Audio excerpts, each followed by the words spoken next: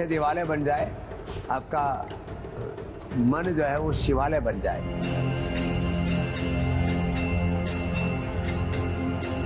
क्योंकि good news today जो है ये जो जीवन में जो सकारात्मक तत्व उनकी बातें करता है।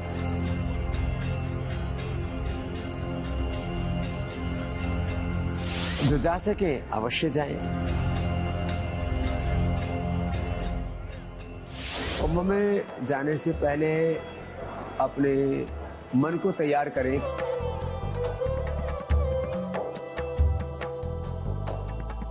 जो नहीं जा सकते तो घर पर ही बैठ कर के जब तब करें। ये कुंभ जो है ये प्रयाश्चित का भी पर्व है, ये नए संकल्पों से अनुप्राणित होने का भी पर्व है।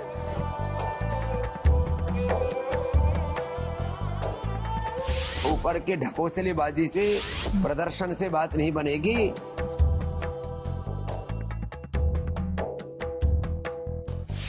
जीवन दर्शन बन जाए हमारा सनातन धर्म, तब बात।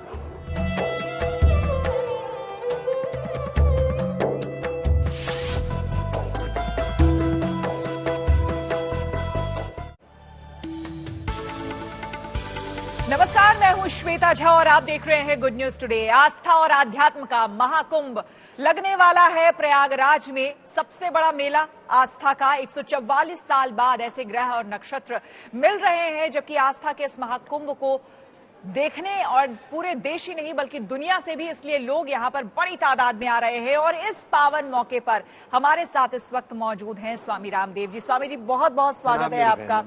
सबसे बड़ा पर्व और आस्था और आध्यात्म के नजरिए से देखा जाए तो इतना बड़ा मेला और कभी लगता नहीं है। 12 साल बाद एक बार फिर से महाकुंभ अब दस्तक देने वाला है। इस मौके पर क्या कहेंगे? एक ब्रह्मांडीय ऊर्जा का ऐसा संयोग बनता है। उस समय किया हुआ जप, तप, पुण्य, दान, स्नान, ध्यान, समाधि, वो हमें पराशक्तियों से जोड़ता है। और इस कुंभ का 99% जो महत्व है वो अमूर्त है, अदृष्ट है, इसलिए एक दैवी संयोग है। और इस भागवत मुहूर्त पर, इस भागवत ईश्वरीय जो है ये जो काल है, इसमें हमको पूर्ण श्रद्धा से कुंभ में जाकर के स्नान करके अपने तन को, मन को, इंद्रियों को, चित्त को, चेतना को, आत्मा को पुण्यों से आप्लावित करने के लिए, अपने आप को ज्ञान ध्यान से अभिषिक्त, आशीषित करने के लिए जरूर वहां तप करना चाहिए। और किसी भी प्रकार के वाद विवादों से दूर वो एक सनातन शाश्वत सत्ता परमात्मा, उसके साथ अपने सनातन जीवन के जो मूल्य है, मूल जीवन सिद्धांत है, उनका हमें आचरण और अनुकरण करना चाहिए। स्वामी जी, जिस तरह से आपने कहा कि वहां पर जाकर जिस तरह का दैवीय ये संयोग भी बन रहा है, लेकिन आज की जो युवा पीढ़ी है वो कहीं ना कहीं ये जानना भी चाहती है और आप जैसे संतों से ये पूछना भी चाहती है कि क्या ये संभव है कि आप अपने जीवन में कुछ भी कर लें? आप अनिष्ट भी कर रहे हैं, गलत भी बोल रहे हैं, झूठ बोल रहे हैं, ठग रहे हैं जीवन में, लेकिन अगर आप संगम में जाकर के डुबकी ले लेते हैं तो आपके सारे पाप धुल जाते हैं। क्या ये संभव है? अवश्यमेव भोक्तव्यम कृतम कर्म शुभाशुभम। कर्मों का लेखा जोखा कोई काट नहीं सकता। इसलिए जो आपने पहले कर्म कर लिए उनका तो फल मिलेगा। प्रयाश्चित का मतलब यह है, संकल्प का मतलब यह, स्नान का मतलब यह है कि आप आगे से प्रतिबद्ध हो और फिर भगवान का अनुग्रह हो जाए और आप सत्य के, धर्म के, सनातन की राह पर आप चल पड़े, वेदों की राह पर, तो फिर आपके पाप क्षमा भी हो सकते हैं। लेकिन उसके लिए आपको बहुत गहरी प्रतिबद्धता चाहिए। ऐसे कितने महापुरुषों ने, स्वामी श्रद्धानंद जी उसके उदाहरण है, महात्मा गांधी उसके उदाहरण है। उनसे जीवन में भूले हुई, गलतियां हुई, उन्होंने स्वीकार किया। महात्मा गांधी ने अपने खुद जीवनी में लिखा है, कल्याण मार्ग के पथिक में स्वामी श्रद्धानंद जी ने भी लिखा है।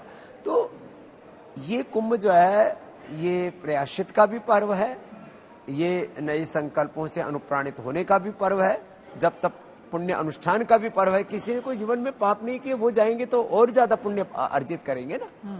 तो इसलिए आस्था को हमें दो तरह से देखना चाहिए। जो अतीत हो चुका, व्यतीत हो चुका, उससे उभरना है, और आगे जीवन को बहुत ऊंचाई पर ले जाना। बिल्कुल। आपने जो बात स्वामी जी कही, मैं चूंकि खुद वहां पर कई बार मुझे जाने का सौभाग्य मिला, पिछले महाकुंभ में भी मैं गई थी, 12 साल पहले भी, पूर्व भी गई थी।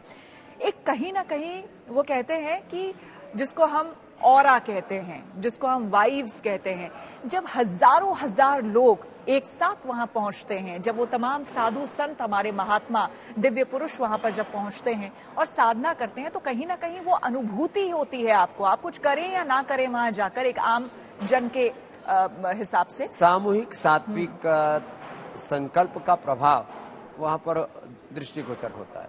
सामूहिकता से सब जीवों की जब श्रद्धा पराकाष्ठा में होती है, त्रिक में होती है, तो निश्चित रूप से जो एक ब्रह्मांडीय दैवी संयोग है वो तो बनता ही है, लेकिन यदि सभी सात्विक आत्माओं की श्रद्धा का, भक्ति का वहां पर उत्कर्ष होता है, वह नजारा तो अपने आप में एक अप्रतिम अलौकिक है। सकारात्मक ऊर्जा जो वहां पर उत्पन्न हो रही होती है वो महसूस की जा सकती है। हाँ, उन पॉजिटिव वाइब्स को हम जिए, अनुभव करें, और कुंभ का तात्पर्य वैसे यही है। लेकिन अब तो मैं देख रहा हूँ रोज कोई ना कोई नए बखेड़े, कोई मजहबी उन्माद वहां पैदा करना चाहता है, तो कोई आपस में एक दूसरे के बहिष्कार की बात कर रहा है, तो कोई मतलब लड़ाई में जैसा एक युद्ध जैसा माहौल सा बना दिया लोगों ने। ऐसा नहीं होना चाहिए।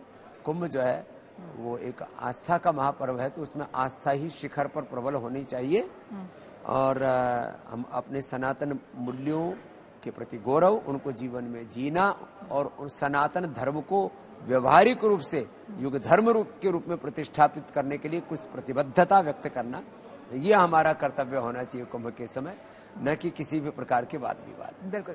जैसा कि लोग भी जानते हैं कि आदिगुरु शंकराचार्य ने हमारे जितने भी अखाड़े हैं उसकी स्थापना की, उसकी शुरुआत की, और वो तमाम अखाड़े, जो 13 अखाड़े हैं, वो यहाँ पर आते हैं, इस बीच आते हैं। 13 के अलावा दूसरे भी और अखाड़े हैं हाँ, वैष्णव परंपरा के। हाँ, तो सन्यासी हो या वैष्णव हो, हाँ, शिव हो, शाक्त हो, हाँ, सभी अलग अलग प्रकार की जो हमारी संप्रदाय परंपराएं, सभी समान रूप से हम जो हमारे आस्था के जो मूल मान बिंदु हैं उन पर समान रूप से विश्वास रखती है। बिल्कुल। तो ये तमाम अखाड़े यहाँ पर स्वामी जी आते हैं। मेरा सवाल ये था कि जिस सोच के तहत आदिगुरु शंकराचार्य ने स्थापना की थी, इन अखाड़ों की शुरुआत की थी, आपको लगता है कि आज के समय में भी वो उतनी ही प्रासंगिक है? देखिए, उस समय जब आदि शंकराचार्य जी ने अखाड़ों की स्थापना की, सन्यास धर्म की रक्षा के लिए नैष्ठिक ब्रह्मचारी भी बनाए, सन्यासी भी तैयार किए, और मैं तो खाली एक गुरु परंपरा की बात नहीं करता हूँ। हमारे भगवान शंकर के स्वरूप माने जाते हैं जो है आदि शंकराचार्य जी, ऐसे ही हमारे श्रद्धेय मध्वाचार्य जी, रामानुजाचार्य जी, रामानंदाचार्य जी, अलग अलग जो हमारे गुरु हुए, गुरु शंकर देव, गुरु माधव देव, गुरु हमारे संत ज्ञानेश्वर जी महाराज, तुगड़ो जी महाराज, गाड़गी जी महाराज, साउथ में देखते हैं तो भगवान वसवन्ना जी। अभी तो हमें बहुत कुछ सीखने की आवश्यकता है सनातनियों को। पूरे साउथ में जो हमारे संत वसवन्ना हुए, तो उनकी जो अनुयायी हैं, जो शिव उपासक है, पूरे देश को एक साथ एकात्म होने की आवश्यकता है। तो उस समय सनातन धर्म के मूल्यों का जब ह्रास हुआ था, तो उसकी लोगों के आचरण में प्रतिष्ठा, और सनातन के विरुद्ध जितने भी खतरे थे उनकी रक्षा, तो वो भी एक बड़ा प्रश्न था, और अभी भी वो प्रश्न बना हुआ है, कोई प्रश्न खत्म नहीं हुआ है। तो सनातन तो शाश्वत सत्य है, जैसे पृथ्वी, जल, अग्नि, सूर्य, चंद्र, ये सब सनातन है, पेड़ पौधे, वनस्पतियां, जीव, ये सब सनातन। लेकिन सनातन इन मूल्यों में आदर्श रखते हुए, सनातन के सत्य पथ पर चलते हुए, जो सनातन की विरोधी शत्रु पक्ष है, वो जब हम पर आक्रमण करता है, तो उन आक्रांताओं से लड़ना, इसको हिंदुत्व कहा गया है। बिल्कुल। ऐसा योद्धापन, जुझारूपन भी हमारे भीतर होना चाहिए। तो ये दोनों ही प्रकार के भाव थे उस समय।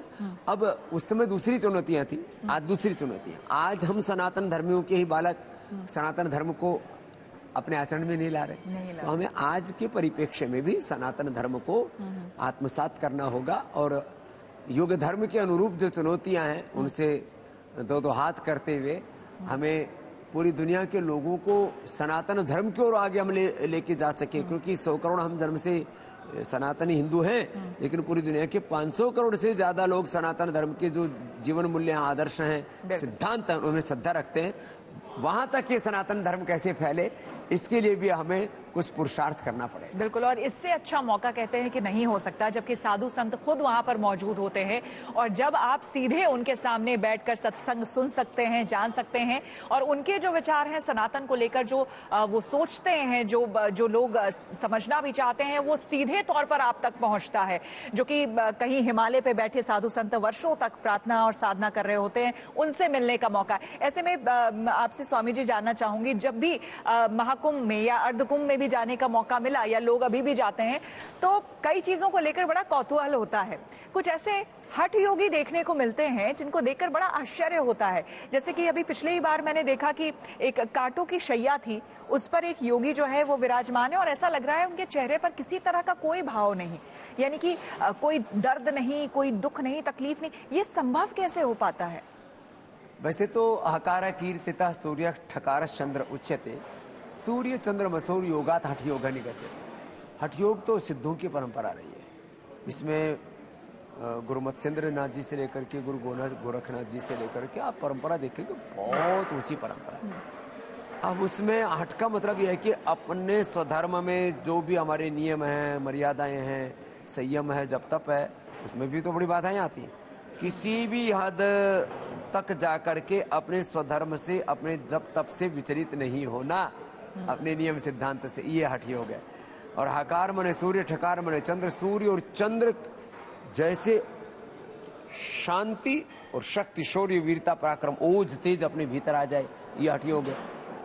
तो माने हठ योग का तो बहुत गहरा अर्थ है। बाकी ये भी दो दृष्टि से कुछ छोटे बच्चे, कुछ बेटे बेटियां, कुछ हमारे महापुरुष कुछ ऐसे दिखाते भी हैं, तो वही कौतूहल भी है। लेकिन यदि आध्यात्मिक दृष्टि से देखें तो बड़ा तप है अपने शरीर, इंद्रियों, मन पर विजय पाना, काम, क्रोध, लोभ, मोह, अहंकार पर, अविद्या, अस्मिता, राग, द्वेष, अभिनिवेश, इन क्लेशों पर विजय पाना, अपने सब प्रकार की अविवेकपूर्ण कामनाओं पर, अपनी इच्छाओं पर, अपनी तृष्णाओं पर विजय पाना, ये बड़े तप हैं। बहुत बड़ी बात है।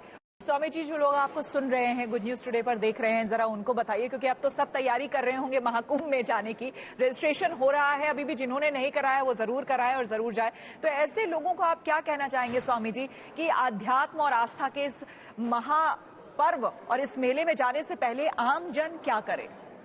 एक तो कुंभ में जाने से पहले अपने मन को तैयार करें कि मुझे वहां मात्र स्नान ही नहीं करना है, मुझे स्नान करके ऐसे संकल्प करना है कि मैं सदा सत्य के, धर्म के, न्याय के, सेवा के मार्ग पर चलूंगा, एक पग भी जीवन में पापों की ओर नहीं धरूंगा, ये संकल्पित होके जाना चाहिए। आहार की शुचिता, विचार की, दृष्टि की, वाणी व्यवहार की शुचिता, ये प्रथम है। और स्नान भी उस शुचिता का ही एक प्रतीक है। सहयोग ब्रह्मांडीय ऊर्जा के जो बन रहे हैं, उसके साथ इस बात का एक तो ध्यान रखें। और जो जा सके अवश्य जाएं, जो बहुत बीमार हैं, कमजोर हैं और बहुत ही गरीब हैं, लाचार हैं, जो नहीं जा सकते, तो घर पर ही बैठ कर के जप तप करें और अपने जीवन को इतना पवित्र बना लें कि स्वयं भगवान आप पर रीझ जाएं। क्या बात है। आपका देह देवालय बन जाए, आपका मन जो है वो शिवालय बन जाए। हम राम के, कृष्ण के, हनुमान के, शिव के, भगवान भगवती के ही साक्षात विग्रहवान रूप है, यही सत्य है। तत्त्वमसि प्रज्ञानम ब्रह्म, आत्मा ब्रह्म, आत्मा हम शिवो हम। एक क्योंकि गुड न्यूज टुडे जो है ये जो जीवन में जो सकारात्मक तत्व उनकी बातें करता है, तो मैं एक बात कहना चाहता हूँ। देखो, आत्मा स्वभाव से नित्य शुद्ध बुद्ध मुक्त स्वभाव सच्चिदानंद स्वरूप परम पवित्र है। दूसरा कोई हम पर आरोप लगाए तो बड़ा दुख होता है। हमने अपने आत्मा पर ही कुछ आरोप लगाए हुए, स्वयं को आरोपित किया हुआ है, हमने विकारों को, बंधनों को, दोषों को ओढ़ा हुआ है जी, अपने ऊपर लादा हुआ है। ये सारा लबादा हटा देना चाहिए और हमेशा ये अनुभव करना चाहिए, मैं नित्य शुद्ध बुद्ध मुक्त स्वभाव सच्चिदानंद स्वरूप आत्मा हूँ। मुझे सब बंधनों के पार सहज समाधि में, इसी को सहज समाधि कहा है कबीर साहब ने, साधो सहज समतो सहज समाधि भली। तो ऐसे सहज समाधि में, सहज ध्यान में, ऐसे सहज सात्विकता दिव्यता में, सहज सनातन सत्य में जीना चाहिए। बिल्कुल। तो आपने जिस तरह की बात कही वो कहीं ना कहीं एक सरलता से अगर मैं समझना चाहूं तो शिव तत्व हम सबके अंदर है और हमें उसको पहचानने, उसको जानने की जरूरत है। और ये वो ऐसा शिवत्व पर जो आवरण आ गए, वो ऐसे अवसरों पर हम हटा लें। उनका ये अवसर है। बिल्कुल। और एक और सरलता में जो जेन जी है ना, स्वामी जी आपके पास भी आते होंगे, वो आपको हेलो बोलते होंगे, हाय बोलते होंगे, शायद पैर ना छूते हो, लेकिन ठीक है, मन में श्रद्धा रहती है उनकी। उनके लिए अभी जो आपने बातें कही, जो कोई भी वहां जाना चाह रहा है, महाकुंभ में कई लोग एक्सप्लोर करने के लिए जाते हैं, जो जेन जी है वो जाता है, तो आपने जो कहा वो ये अंग्रेजी कैलेंडर के हिसाब से जो हम रेजोल्यूशन लेते हैं न्यू ईयर में, वही बात यहाँ पर लोगों को करनी चाहिए। जरूर, ये रेजोल्यूशन का हो, व्रत का हो, संकल्प का हो, प्लेथ का हो, प्लेज का हो, जो भी शब्द प्रयोग करो, हमें सत्य व्रतों से जीवन में आरोहण पाना है। बहुत से ऐसे कारण बनते हैं जीवन में, चारों तरफ पोल्यूशन है, रेडिएशन है, हवाएं प्रदूषित हैं, air pollution, sound pollution, light pollution, जिंदगी में चारों तरफ संकट संघर्ष चुनौतियां हैं। ऐसे में हमको प्रतिबद्धता के साथ जीवन में ऊर्ध्वारोहण पाना है। अपनी शक्तियों का इतना ऊर्ध्व उत्क्रमण करें हम कि जीवन में किसी भी प्रकार से हमारी शक्तियों का अधोपतन ना हो, हम ऊर्ध्वरेता बने, ऊर्ध्वारोहण पाए। हालांकि थोड़ा सा हम जिस तरह से बात कर रहे हैं वो थोड़ा सा फिर से पीछे ले जाएगा हमारी बातचीत को। अभी एक खबर ही आई है, उत्तर प्रदेश में बहुत कम उम्र की बच्ची है, अभी सुनने में आया कि वो इस बार जा रही है प्रयागराज में और सब कुछ त्याग कर वो वहां पर साधु बनने, सन्यासी बनने के लिए जा रही है। आप ये बताइए कि स्वामी जी, जीवन में इस भागदौड़ की जिंदगी में हम कहते हैं ना, मटेरियलिस्टिक दुनिया के पीछे सारे लोग भाग रहे हैं, लेकिन इस तरह की भावना, इस तरह की चीज आखिर कैसे आती है किसी के जीवन में? 200 से ज्यादा, लगभग 250 सन्यासी तैयार किए हैं, छोटे बच्चों को पढ़ाया, उनको पूरा वेद दर्शन उपनिषदों का प्रशिक्षण दिया, उनको 11-11, 21-21 शास्त्र कंठस्थ करवाए। तो 250 से ज्यादा सन्यासी हमने तैयार किए है ना। तो ये एक बेटी की कौतूहल का विषय नहीं है। जो भी कोई इस मार्ग पर आता है, सबका स्वागत है। हमारे सनातन धर्म में, जैन धर्म में, बौद्ध धर्म में सन्यासी होना तो कहते हैं ये तो वो कुल धन्य है, वो जननी कृतार्थ है जिसने के संतानों ने ये त्याग का मार्ग अपनाया। कोई सरल नहीं है ये, तो सभी का स्वागत है। और ऐसे कोई एक बेटी की या किसी एक बेटे की बात नहीं, ऐसे हमारे अनादिकाल से कोटि कोटि ऋषिमुनियों ने तप किया, उसी से ही तो आज सनातन धर्म जिंदा है। भद्रम इच्छन्त ऋषयाः स्वर विदाह तपो दीक्षाम उपनिषेदुरग्रे ततो राष्ट्रम बलम ओजस्स जातम तदस्मै देवा उपसम नमंतु की यह हमारी संस्कृति है जो कि तप से जुड़ी हुई है। और राम ने तप किया, कृष्ण ने, हनुमान ने, शिव ने तप किया, तभी तो भगवान कहलाए। बिल्कुल। रामाय रामभद्राय रामचंद्राय वेधसे रघुनाथाय नाथाय सीताय पतये नमः। हम भगवान कृष्ण को कृष्णाय वासुदेवाय हरये परमात्मने प्रणतः क्लेशनाशाय श्री गोविंदाय नमो नमः। मनोजवं मारुततुल्यवेगं जितेन्द्रियं बुद्धिमतां वरिष्ठं वातात्मजं वानरयूथमुख्यं श्यामदूतं शरणं प्रपद्ये। तो ऐसे अपने महापुरुषों की पावनी परंपरा को याद करके हमें उस योग और अध्यात्म के गहन तत्व ज्ञान में उतरना है। मेन बात यह देखो, खाली ऊपर के ढकोसलेबाजी से, प्रदर्शन से बात नहीं बनेगी। जीवन दर्शन बन जाए हमारा सनातन धर्म, तब बात। बहुत धन्यवाद स्वामी जी। एक आखिरी सवाल, आप कब प्रयागराज पहुंच रहे हैं? बहुत जल्दी हम और आप साथ ही साथ चलेंगे और वहाँ स्नान भी करेंगे और ज्ञान का आलोक भी और ज्यादा फैलाएंगे। बिल्कुल। बहुत बहुत धन्यवाद स्वामी जी आपका हमसे बात करने के लिए। इसी के साथ यहाँ पर रुकेंगे हम एक छोटे से ब्रेक के लिए, लेकिन आप बने रहे हमारे साथ, देखते रहिए गुड न्यूज टुडे।